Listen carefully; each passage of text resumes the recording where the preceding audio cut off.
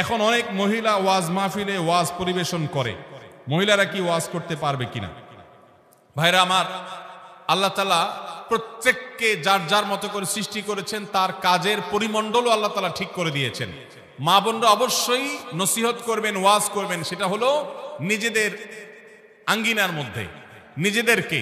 কিন্তু এরকম মাইক লাগিয়ে আজকাল ভিডিও পর্যন্ত করা হচ্ছে, সেগুলো পরপুরুষের কণ্ঠে যাচ্ছে, তারা শুনছে। এই যে আল্লাহ রাব্বুল আলামিন কোরআনে কারিমে বলেছেন, মেয়েরা যখন কথা বলবে তখন তারা কথার ভিতরে কোমলতা সৃষ্টি করবে না। ওয়াজ মাহফিল কি কর্কশভাবে করা হয় না কোমলভাবে করা হয়? কোরআন তেলাওয়াত কি কর্কশভাবে করা হয় না মিষ্টি সুরে করা হয়? তাহলে একজন নারী যখন এভাবে পরপুরুষের সামনে মাইকে ওপেন জায়গায় তিনি যখন তেলাওয়াত করবেন এভাবে, তখন সেটা অবশ্যই গুনাহের কথা। এটা ইসলাম প্রচার নয়, এটা শয়তানের প্রচার, শয়তানির প্রচার। অতএব এই ওয়াজ মাহফিল, এটা ওয়াজ মাহফিলের নামে ফিতনা। তারা তাদের আঙ্গিনায় তাদের মতো করে তারা দাওয়াতের কাজ করবেন।